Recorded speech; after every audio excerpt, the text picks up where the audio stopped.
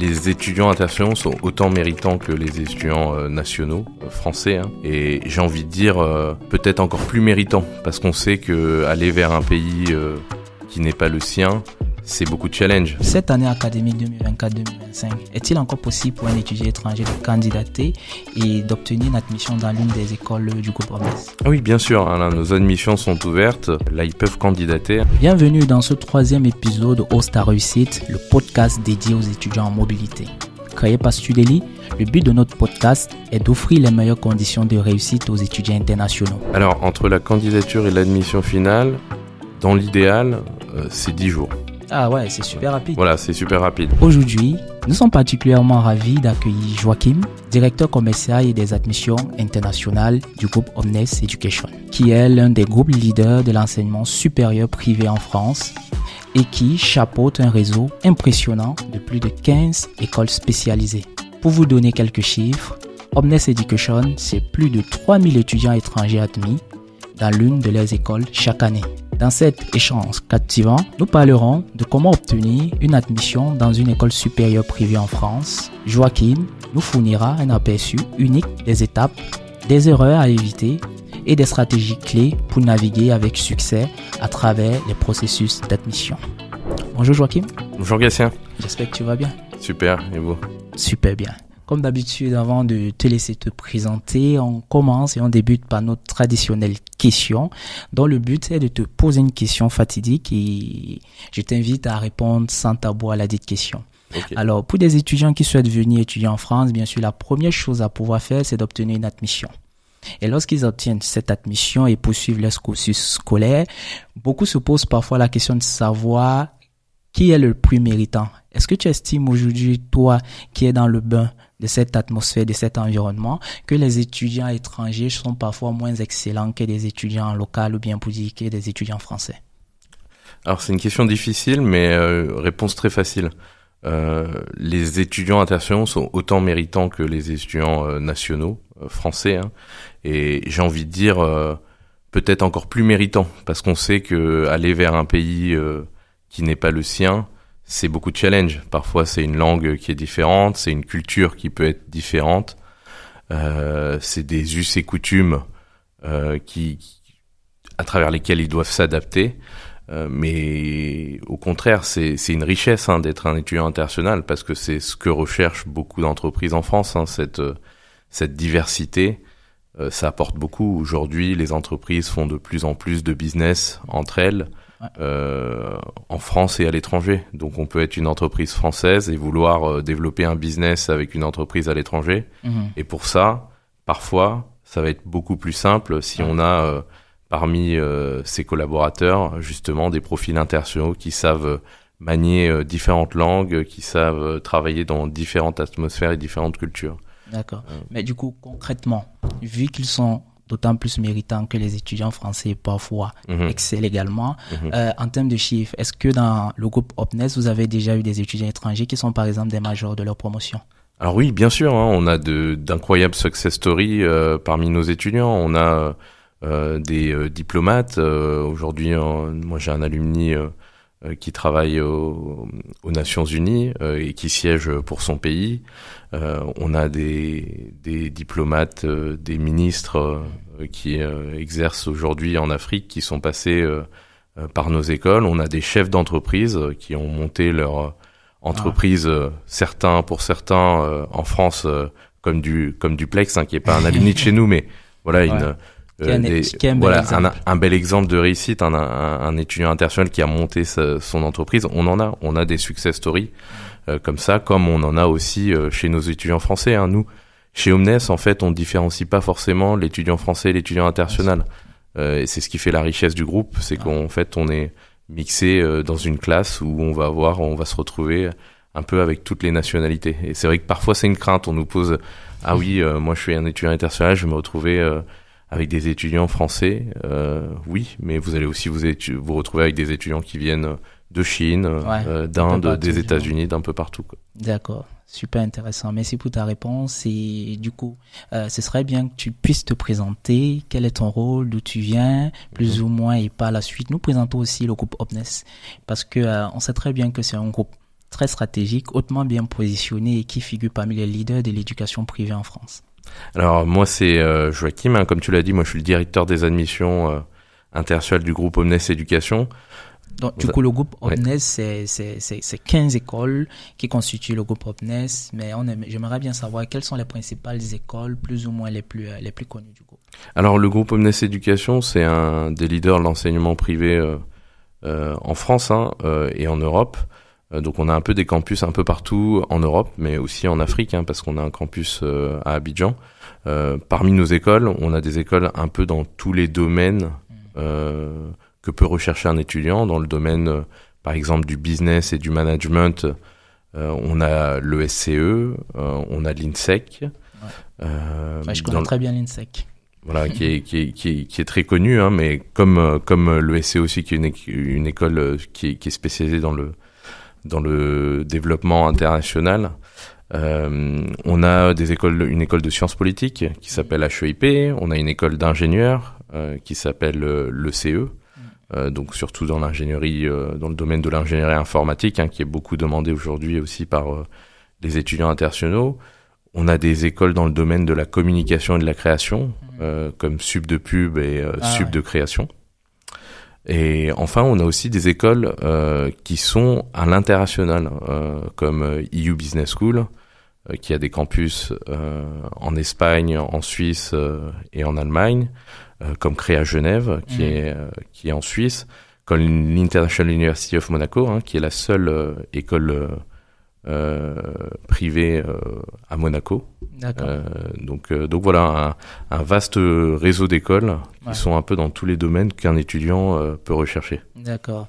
Comme je le disais tantôt en introduction, globalement, je sais que chaque année en moyenne, c'est plus ou moins 3000 étudiants internationaux accueillis dans le groupe d'Omnes, un peu plus de 2000 chez les primo-arrivants et un peu plus de 2000 chez les étudiants qui étaient déjà sur le territoire français. Alors, j'aimerais bien savoir quel pourrait être le top 3 en termes de spécialisation de formation le plus souvent choisi par ces étudiants-là. Alors, dans nos écoles, ce qui est le plus demandé, donc sur les filières, il y a les filières de business and management qui sont très demandées, les écoles de commerce pour leur excellence, leur réseau d'entreprises et pour les opportunités qu'elles offrent sont très demandées par les étudiants internationaux. Des domaines qui attirent beaucoup, par exemple le marketing, la finance, les métiers du luxe, sont des domaines qui attirent beaucoup dans le domaine du business et du management. Après, sur le domaine de l'ingénierie, on a beaucoup de demandes sur les métiers liés à l'intelligence artificielle, à la cybersécurité. C'est une demande qu'on n'avait pas forcément il y a une dizaine d'années. Moi qui travaille dans le monde des écoles depuis un certain temps, c'est quelque chose de nouveau, mais qui est vraiment important. On a une forte demande. Donc ça, c'est des domaines qui sont très demandés dans le domaine du business et de l'ingénierie. Ensuite, sur la Sciences Po, bien sûr, on a de plus en plus d'étudiants qui cherchent à acquérir des compétences dans les domaines des relations internationales et de la diplomatie. Sur les métiers de la communication, on a la communication, tout ce qui est communication des marques, communication autour du luxe, des métiers du luxe, parce que c'est un domaine qui attire beaucoup. Donc voilà les spécialisations très demandées. D'accord. Au vu du contexte actuel du marché, je souhaiterais avoir ton avis personnel là-dessus. Quelle formation conseillerais-tu à un étudiant étranger qui souhaiterait après sa formation facilement trouver un emploi? Alors, ça, c'est une question qu'on a. C'est une question qu'on a.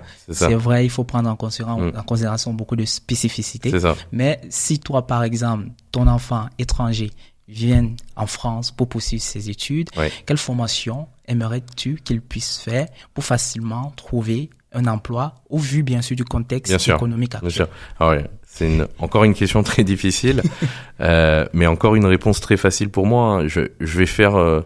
Pour moi, la réponse, elle est aussi dans la question, c'est-à-dire, il veut trouver un emploi.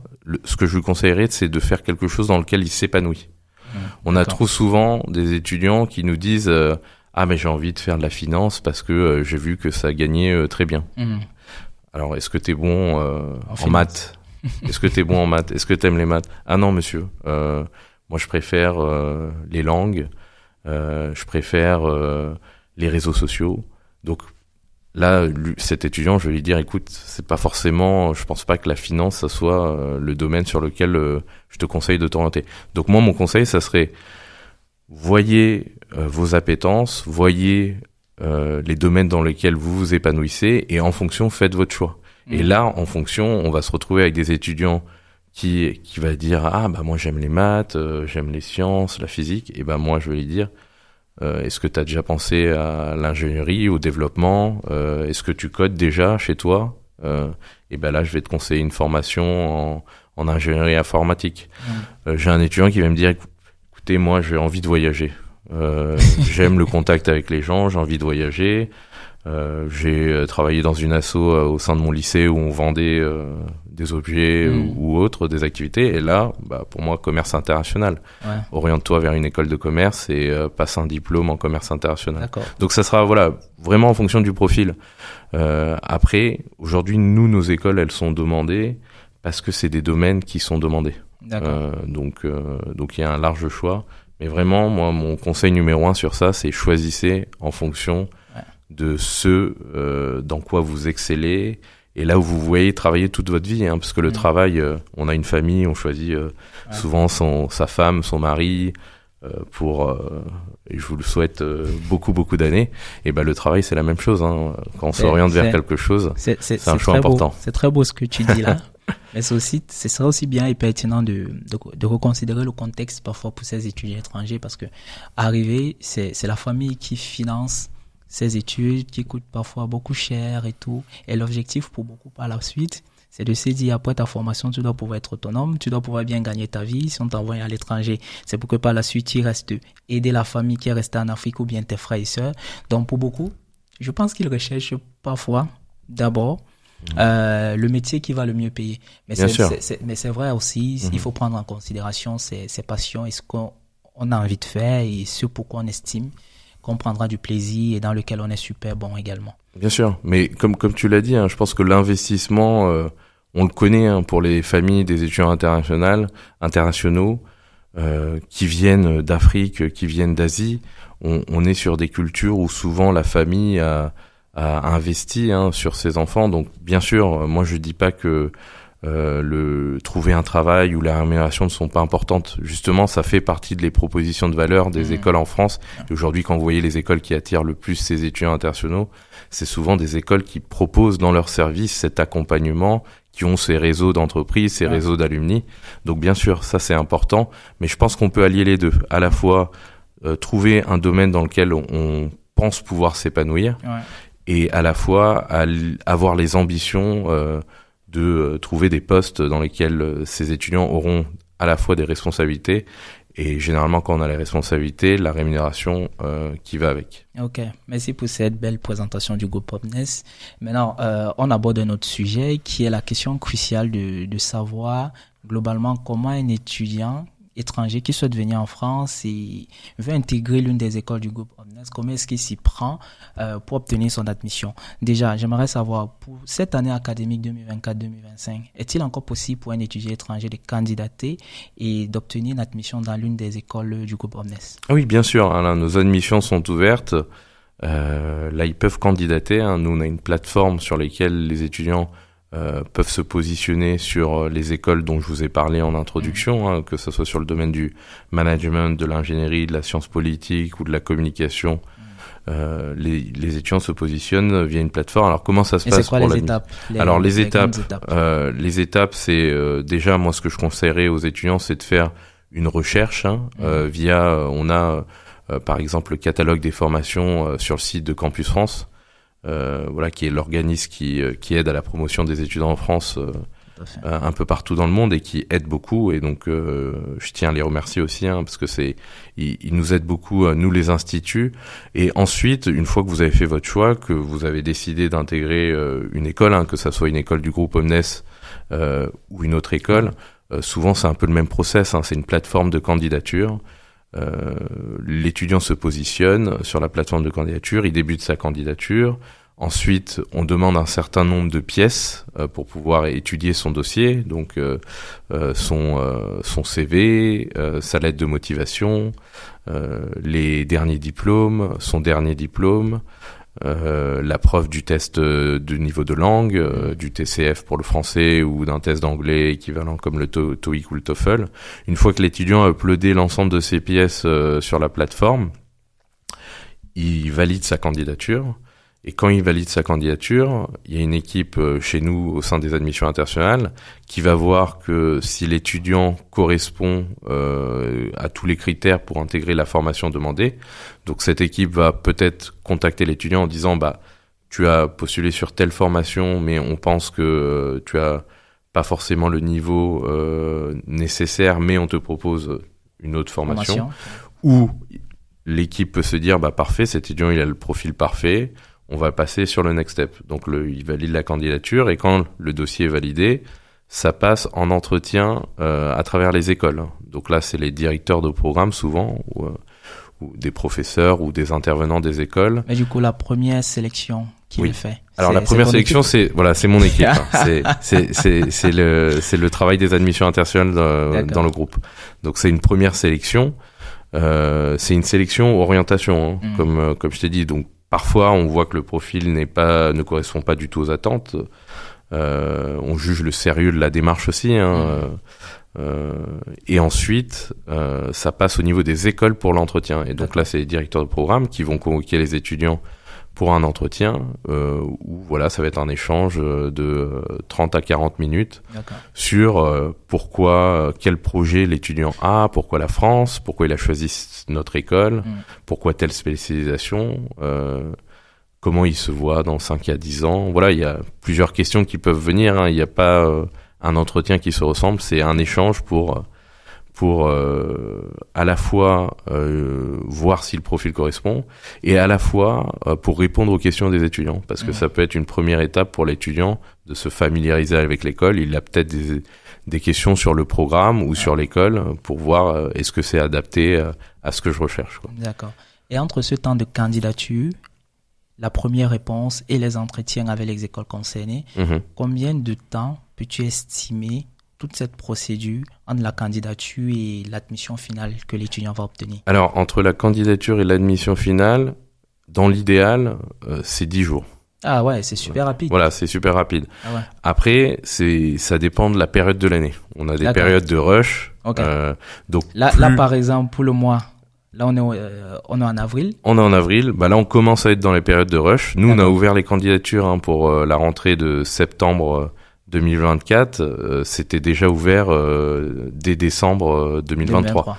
Donc c'est vrai qu'au début, quand on a moins de candidatures, prenez plus de temps. Ça peut aller plus vite. Mais par contre, quand on a un flux, parfois, en fonction des flux, ça peut être un peu plus long. Mais voilà, souvent c'est en moyenne sous 10 jours, l'étudiant pourra obtenir une admission. Mais ce qu'on conseille, c'est d'entamer ces démarches le plus vite possible, justement pour éviter ces délais, parce qu'on sait qu'en période de rush, quand on est hyper demandé, et c'est le cas de nos écoles, et parfois, donc on prend un peu de retard, malheureusement. C'est comme on dit, premier arrivé, premier servi. C'est ça, tout à fait, tout à fait. L'étudiant s'y prend très tôt. C'est ça. Voilà, il aura également une réponse assez rapide. Voilà, c'est toujours mieux de s'y prendre tôt, pour plus il a une admission tôt, plus il pourra débuter sa démarche visa tôt. Et on sait que c'est des procédures fastidieuses, Je crois que vous avez eu des podcasts à ce sujet, avant, donc c'est des procédures qui sont assez longues, donc voilà, anticiper, ça c'est le conseil, c'est anticiper votre process de candidature. D'accord. Vu que tu sais de passoire, vu que la première sélection, c'est ton équipe, l'équipe que tu diriges, qui va d'abord essayer de tamiser les premières candidatures. Donc j'imagine que tu es tombé sur pas mal de candidatures d'étudiants internationaux. Oui. Alors, tu dois quand même avoir une forte expertise entre ce qu'il faut faire, ce qu'il ne faut pas faire, ce qu'il faut mettre en avant, ce qu'il ne faut pas mettre aussi en avant, bien sûr en fonction du domaine ou bien de l'école que l'étudiant souhaite intégrer. Alors, quelles sont les erreurs à éviter lorsqu'un étudiant émet une candidature? Prenons un cas concret, un étudiant pour un cycle de formation qui est lié à tout ce qui est business administration, on va dire marketing, finance et tout. Quelles sont les erreurs à éviter lorsque ces étudiants, par exemple, décident de candidater? Alors, les erreurs à éviter, il y en a beaucoup. Hein. Moi, quelques-unes comme ça qui me viennent en tête. Et là, moi, je pense à toute mon équipe qui est derrière, hein, qui a un gros travail qui est abattu sur cette sélection. Hein, mais des points qui me remontent beaucoup, c'est par exemple les erreurs d'orthographe. Ça peut, on est sur une génération où on est très réseaux sociaux, moi y compris. Hein. Là, on n'écrit pas sur son portable, on écrit à quelqu'un qui travaille dans une école, c'est une institution.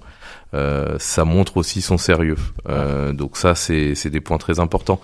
S'adresser aux bonnes personnes. Hein. Parfois, nous, on a des lettres de motivation où on voit que l'étudiant, en fait, il postule pas à une de nos écoles. Il a utilisé la même lettre qu'il utilise partout. Il a pas personnalisé du tout. Ça se joue parfois sur des détails. Voilà, c'est des détails. Hein. C'est des détails.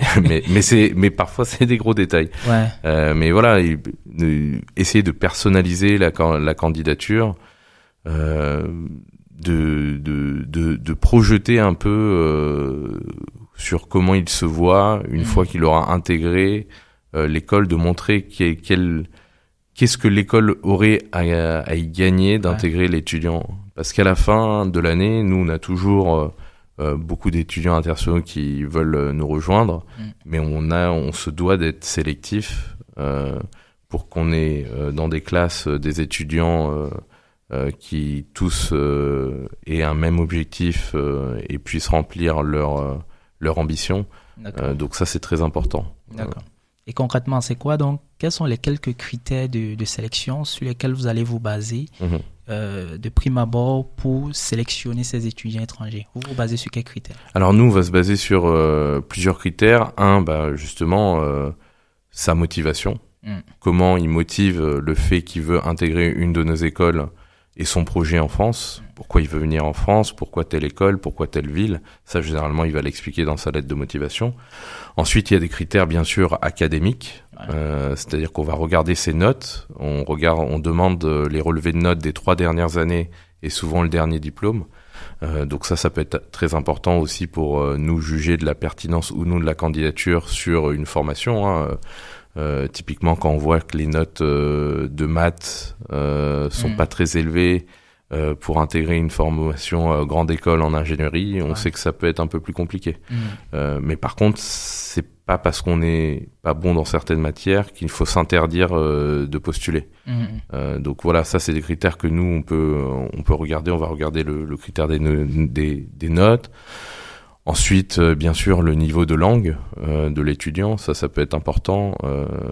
Bien sûr, s'il choisit un cursus en anglais, ça l'aide ma question. Est-ce qu'il y a un cursus en anglais ou c'est intégral? Voilà. Alors nous, dans toutes nos écoles, on a à la fois des cursus en français et en anglais. D'accord. Mais vous devez choisir votre langue au moment de l'admission chez nous. D'accord. C'est-à-dire que c'est pas moitié français, moitié anglais. D'accord. C'est soit tout français, soit du tout anglais, quoi. Donc voilà. D'accord. Donc, en fonction de la langue, il va falloir ajouter un élément qui prouve le niveau de langue le niveau de langue. Après, des exceptions sont faites. Si vous avez suivi votre scolarité, par exemple, on va prendre un exemple à Abidjan dans un établissement anglophone. On va pas vous demander un test de langue si on voit que sur vos relevés de notes vous parlez déjà anglais, et de toute façon il y aura l'entretien qui sera conduit dans la langue d'enseignement. Voilà, effectivement. Donc sur ça il n'y a pas de souci, mais oui voilà, le test de langue peut être demandé. Mais ça aussi, aucune inquiétude. Nous on a des équipes admission qui sont là pour aiguiller les étudiants tout au long de la procédure et leur apporter l'aide et le conseil justement. D'accord. Et lors de l'entretien oral avec l'étudiant, parce que ça c'est la seconde étape. Oui. Il a candidaté, il est présélectionné, on va dire ça ici, parce qu'il n'a pas encore obtenu son admission définitive. Et il faut finaliser avec la dernière étape qui est celle de l'entretien oral. Oui. Je pense que c'est celle la plus déterminante, plus ou moins. Bien sûr, c'est la plus déterminante, je confirme. Hein. C'est là où on va prendre notre décision d'admettre l'étudiant ou non. D'accord. Imaginons je suis l'étudiant et voilà, tu es le recruteur et là on passe l'entretien oral.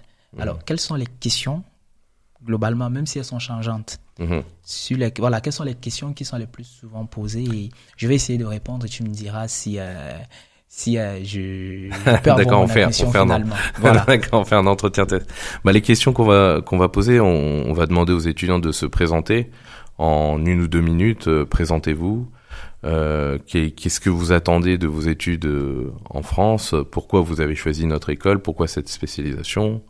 Comment vous voyez-vous dans 5 à 10 ans? Quels sont vos hobbies? Parce que ça, c'est aussi très important. Dans la vie des écoles, il y a la vie associative. Donc ça, c'est une question qu'on peut demander, qui est une vraie richesse dans un profil étudiant. Bien sûr, il y a les critères académiques qui peuvent être importants, mais qui ne sont pas les seuls critères que nous regardons. Si vous avez eu des expériences dans le monde associatif, si vous êtes intéressé par, voilà, vous avez des hobbies comme la lecture, la finance, le développement web, tout ça, c'est des choses à mettre en avant durant cet entretien. Et c'est surtout de bien le mettre en avant. Bien le mettre en avant, il faut savoir se vendre. Alors, ça peut être, vous postulez peut-être à une de nos écoles de commerce, donc là, le commerce, il faut savoir se vendre. Mais aujourd'hui, ça vaut pour tous les domaines, que vous postuliez aussi sur notre école d'ingénieur, sur l'école de Sciences Po, sur notre école de communication ou de création. Et là, je vais essayer de me prendre au jeu, au vu des questions que tu posais. Et voilà, en 2 minutes, je vais faire quelque chose d'assez bref. Je suis Gatien, originaire du Cameroun. J'ai 31 ans. Et je suis diplômé actuellement d'un master obtenu à l'école des sciences, des techniques de l'information et de la communication. Et par la suite, j'ai intégré une fintech qui est aujourd'hui leader mondial sur tout ce qui est accompagnement des étudiants à l'international. Donc, c'est une entreprise qui propose des solutions financières et qui a développé ce qu'on va appeler une application qui permet à un étudiant d'ouvrir et d'avoir accès à un compte bancaire français. J'ai intégré cette entreprise au Cameroun il y a de cela quelques années en qualité de stagiaire. J'ai gravi les échelons pour finir directeur pays au Cameroun, qui était la principale filiale de cette entreprise. Alors, pourquoi vouloir intégrer l'école Omnes? Je souhaite intégrer votre école Omnes tout simplement parce que, au vu du développement et de l'expansion internationale de l'entreprise, qui souhaite s'implanter en Amérique latine et en Chine et en Inde, voilà, il est prévu de pouvoir mettre en place de nouvelles features dans l'application, mais aussi de pouvoir accompagner ce développement-là. Alors, l'entreprise a bien voulu porter son développement sur moi pour me proposer une nouvelle mission sur Paris en France pour pouvoir piloter ces nouveaux projets. Alors, s'il va falloir effectivement porter ces nouveaux projets, il va falloir également que je puisse également m'arrimer plus ou moins à ces nouvelles tendances. Et je me suis dit, avant de prendre en charge ces nouvelles responsabilités, pourquoi pas me former et de faire plus ou moins du recyclage et de me former à nouveau. Donc, du coup, j'ai choisi d'intégrer votre MBA en marketing et développement produit parce que j'estime que la formation en elle cadre à 100% avec le poste que je vais plus ou moins obtenir une fois arrivé sur Paris. Alors, dans 2 ans, où est-ce que je me vois? Je me vois directeur marketing et produit chez Studely. Et dans 5 ans, pourquoi pas, je me vois plutôt créer ma propre fintech dans tout ce qui est services financiers. Super. Là, c'est à prendre en compte là pour les futurs étudiants. Il faut regarder Gatien, c'est les meilleurs titres pour l'entretien. Voilà. Ok. Donc du coup, ça donne un aperçu global sur le fait qu'il faut être précis, concis, savoir ce qu'on veut faire. Voilà, c'est très bien, très précis. Tu nous as montré que tu te projetais. Donc voilà, cette formation, elle va m'aider à franchir cette étape. Pourquoi cette étape est importante au vu du développement international de l'entreprise? Cette étape est importante, donc voilà, tout était bien expliqué. Après, j'ai même pas eu le temps de me préparer. C'est super. Après moi, je ne suis pas prof, donc c'est pas moi qui donne la décision de l'admission. Tu devras quand même passer par la procédure d'admission et l'entretien avec nos profs. Okay. Mais c'est super. Ok. Donc l'étudiant postule, il est présélectionné, passe son entretien oral et finalement, au bout d'une quinzaine de jours au grand max, il obtient son admission définitive. Voilà, au bout de 10 jours, dans l'idéal, on lui envoie l'avis d'admission. L'avis d'admission. Voilà, donc... Et du coup, après l'avis d'admission, c'est quoi le next step pour cet étudiant? Il a juste un avis d'admission. Voilà. J'imagine pour des étudiants qui obtiennent leur admission sur la procédure études en France non connectée à l'espace Campus France, le but, c'est de pouvoir donc initier sa procédure sur Campus France, mais avec une lettre juste d'acceptation. Voilà. Et je pense qu'il n'est pas possible de démarrer ou bien de finaliser sa procédure auprès de Campus France. Il va falloir, quelle est la prochaine étape après la lettre? Alors, ce dont tu parlais pour les établissements qui sont non connectés sur la plateforme Études en France, c'est ce qu'on appelle l'admission entre guillemets papier. C'est-à-dire qu'il faut une attestation d'inscription de l'établissement pour pouvoir entamer la démarche, la procédure préconsulaire en vue de l'obtention du visa étudiant pour la France. Donc, c'est-à-dire l'étudiant, il est censé, par la suite, après avoir reçu le OK ou bien la confirmation, d'effectuer le paiement d'un acompte. Voilà, c'est ça. Une fois qu'il est admis, la prochaine étape, c'est ce qu'on appelle l'inscription. Ouais. L'inscription, elle se passe en 2 étapes chez D'accord. nous, qui sont souvent aussi les étapes dans les autres établissements, qui sont la revue, la signature du contrat étudiant.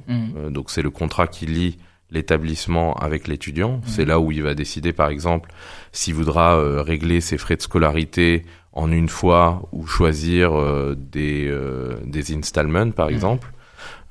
Où il va voir toutes les conditions contractuelles et juridiques via ce contrat étudiant. Donc, il doit signer ce contrat étudiant. Et la deuxième étape, c'est le versement d'un acompte pour sécuriser sa place. D'accord. Comme je te l'ai dit, on a énormément d'étudiants qui reçoivent des admissions chez nous.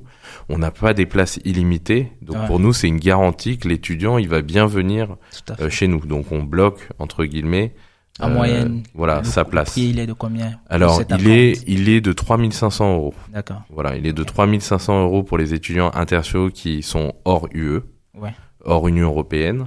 Et cet acompte, il est entièrement remboursable si l'étudiant a un visa rejeté. D'accord. C'est-à-dire que l'établissement, nous ne prenons aucun frais par rapport à ça. Si l'étudiant malencontreusement n'obtient pas son visa, nous rembourserons l'intégralité de cet acompte.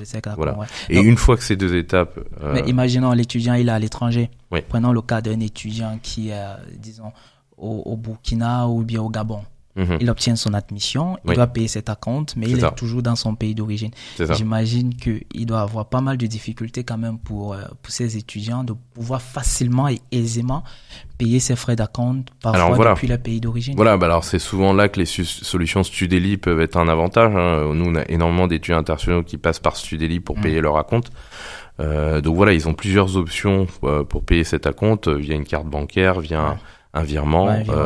Et donc voilà, une fois qu'ils payent cet acompte, on leur laisse le temps. Les étudiants, ils doivent pas, une fois que tu as ton admission, on encourage à sécuriser le plus vite possible.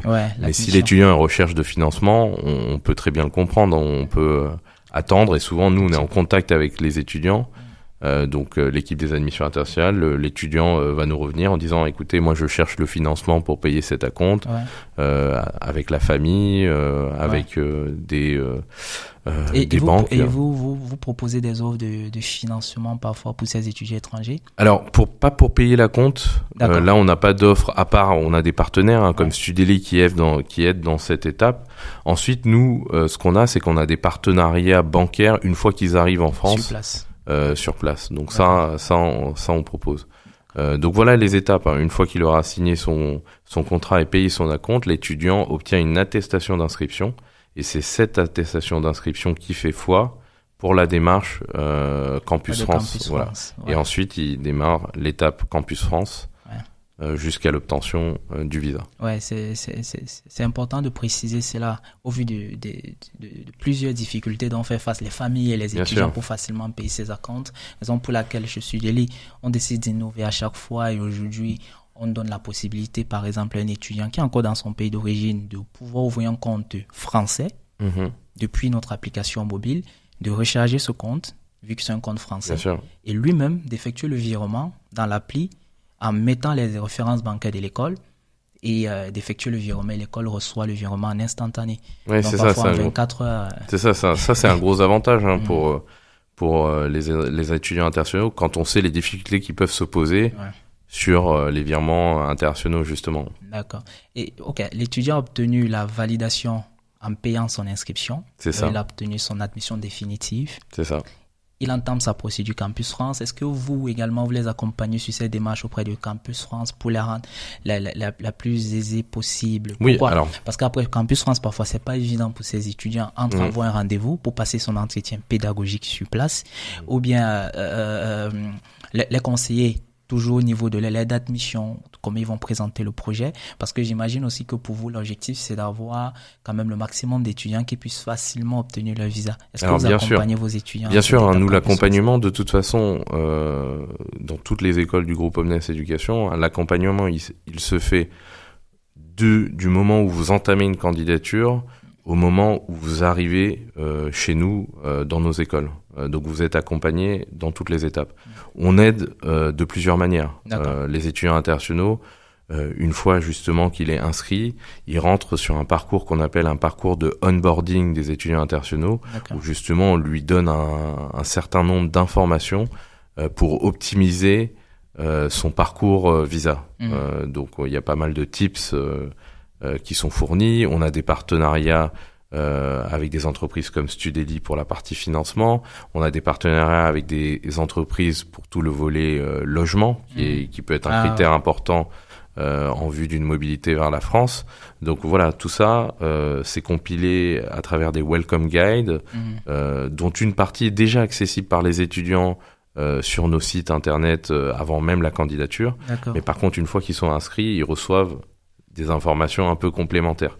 En complément, ils sont en échange avec leur chargé des admissions internationales. Moi, dans mon équipe, par région, j'ai un chargé des admissions internationales. Donc, si vous êtes, par exemple, Camerounais, qui sont sur place, qui sont en France, sont en France, mais qui voyagent très souvent sur les différents pays pour différents salons. Et donc voilà, si vous êtes aujourd'hui au Cameroun, vous serez en contact avec Léo qui est chez moi et en charge des admissions pour la zone Afrique. Si vous êtes au Vietnam, vous serez en contact avec Fanlin. Si vous êtes au Mexique, vous serez en contact avec Liliane. Donc voilà, vous avez ces points de contact. Et ensuite, on fait aussi pas mal de webinars pour aider ces étudiants. Tous nos inscrits, on les invite à des webinars pour les aider sur toutes les démarches visa. Et on a un certain nombre de vidéos, de tutoriels aussi. On met à disposition. Voilà, on met à disposition de ces inscrits. Beaucoup d'écoles ne le font pas. Ça, c'est je pense là, pour vous, c'est un très gros avantage. Alors oui, moi je prêche pour ma paroisse. Pour nous, c'est très important. L'accompagnement étudiant, c'est clé. En étant un groupe aussi connu comme NS Éducation, un des leaders du marché, on se doit d'avoir l'accompagnement qui suit. Et donc pour nous, c'était un prérequis. Attirer plus d'étudiants internationaux est une volonté pour le groupe parce qu'on veut un environnement plus riche dans nos classes et parce qu'on pense que c'est une richesse d'avoir des étudiants internationaux au sein de nos écoles. Mais ça passe aussi par une offre de service qui est au rendez-vous. Et donc voilà, c'est ce qu'on essaie de mettre en place avec les différentes directions concernées. Il y a énormément de collègues qui sont dans d'autres directions, d'autres services qui travaillent au quotidien. Mais on travaille pour que l'accueil soit irréprochable et de mieux en mieux. On peut toujours s'améliorer. Là, à l'heure où je vous parle, il y a des choses qu'on aimerait améliorer sur l'accueil de nos étudiants. On y travaille. D'accord. Et là, les premières rentrées sont prévues pour septembre, c'est bien ça? C'est ça. Les prochaines sont prévues pour septembre. On avait des rentrées là qui ont eu lieu sur le mois de février-mars, et là les prochaines c'est en. Et pour un étudiant là qui à la suite de ce podcast va se dire c'est super chouette, c'est qu'on fait en NES, leurs propositions de formation et de programmes sont assez diversifiées et ça cadre avec ce que je recherche. Quel est le timing pour dire la deadline pour des étudiants étrangers qui souhaitent avoir une admission dans le groupe OPNES? Quelle est la deadline pour se dire au plus tard, il faudrait candidater, sinon après c'est mort? Alors moi je conseille toujours le plus tôt possible. Donc si vous voulez candidater à la suite de ce podcast, c'est maintenant. C'est maintenant. C'est maintenant. Ensuite voilà, vous pouvez prendre un peu plus de temps.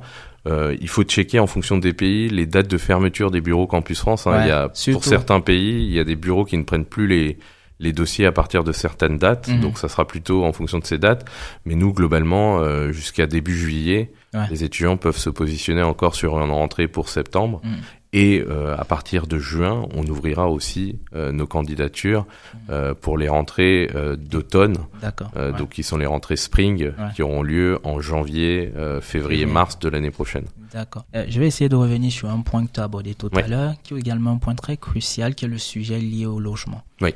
Pourquoi? Parce que parfois les étudiants, dans le choix parfois des écoles, aimeraient bien savoir si ces écoles ont par exemple des campus dans lesquels ils proposent des logements étudiants, ou bien si ces écoles ont des partenaires. Tout à l'heure, tu disais, vous avez beaucoup de partenaires immobiliers pour ce service logement. Ce qui veut donc dire quoi? Est-ce que vous avez un service dédié logement qui accompagne ces étudiants pour facilement les aider à trouver ce logement? Alors, voilà, on a des équipes qui accompagnent pour toutes ces demandes. Si l'étudiant a des difficultés pour obtenir un logement, il a toujours des points de contact au sein des équipes chez nous pour l'aider. Nous, on va surtout faire de la mise en contact avec nos partenaires. D'accord. On a plusieurs partenaires qui sont des leaders sur le marché du logement en France, qui pourront aider à trouver les logements. Alors parfois c'est vrai qu'on a cette question, est-ce que vous avez des logements sur le campus? Moi je me place d'un point de vue étudiant, en tout cas moi quand j'étais étudiant, et j'étais dans ce cas-là, hein, j'ai été étudiant en école, j'ai pas forcément envie de vivre à l'école. C'est-à-dire moi je préfère être en centre-ville, avoir une petite coloc avec mes amis, être dans un environnement où en bas de chez moi il y a voilà les petits cafés, des musées, sortir un peu parfois de ce cadre. C'est ça, pouvoir faire un peu la fête, hein, parce que les étudiants c'est aussi ce qu'ils font, en tout cas j'espère, parce que moi quand j'étais étudiant je faisais bien la fête. Donc voilà, donc le logement il est important, mais est-ce que c'est important aujourd'hui d'avoir un logement sur le campus? Nous en tout cas on n'en a pas, mais ce qu'on constate c'est que les étudiants ils ont pas forcément envie de ça, ils ont envie de s'intégrer à la culture, ce qui passe aussi parfois par trouver un appartement en plein centre-ville. Et donc sur ça, on a des options. L'un des avantages de nos écoles, c'est que tous nos campus se trouvent en centre-ville. Ah ouais. Voilà. En termes d'accessibilité, en termes de transport. C'est ça. Que vous soyez à Bordeaux, à Lyon, à Paris, à Marseille, on est au cœur de la ville. Super. Et du coup, qui dit au cœur de la ville, dit facilité pour l'étudiant à trouver son logement. Ok. Vous êtes à Paris, à Bordeaux, à Lille, dans plusieurs villes en France. C'est ça. De ton point de vue, en termes de qualité de vie d'étudiant, quelle ville conseillerais-tu à un étudiant? Alors là, c'est une question. Je parle de qualité de vie. Est-ce que j'ai un joker là dans ce podcast?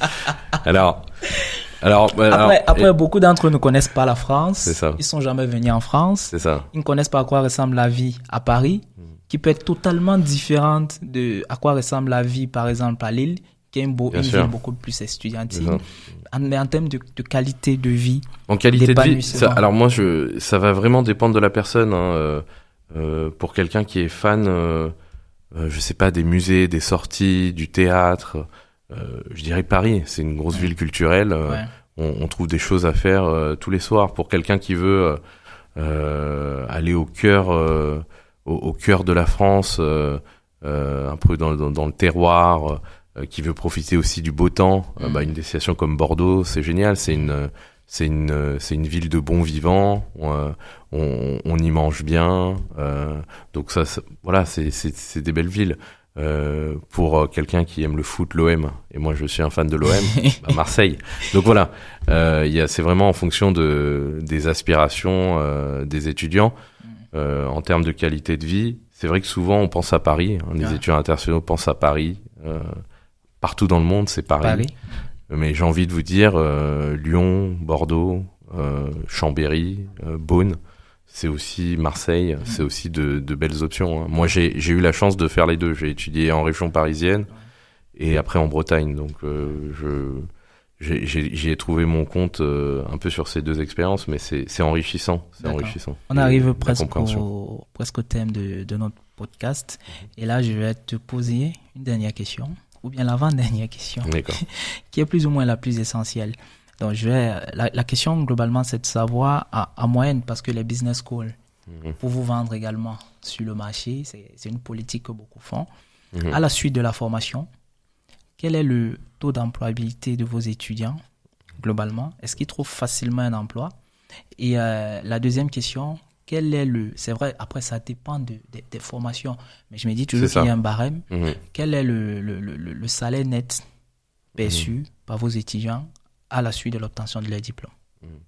Alors là, c'est encore une fois une question très difficile, parce que comme tu l'as dit, ça dépend du domaine, ça dépend de la spécialisation. Maintenant, le cas du marketing et le cas de la finance, par exemple. Voilà. Alors, on est sur une logique de professionnalisation qui est très forte, hein. Nous, on a beaucoup d'étudiants internationaux qui trouvent un emploi directement après leurs études, hein. En moyenne, 6 mois après ces études, on a plus de 90% des étudiants qui s'insèrent sur le marché du travail.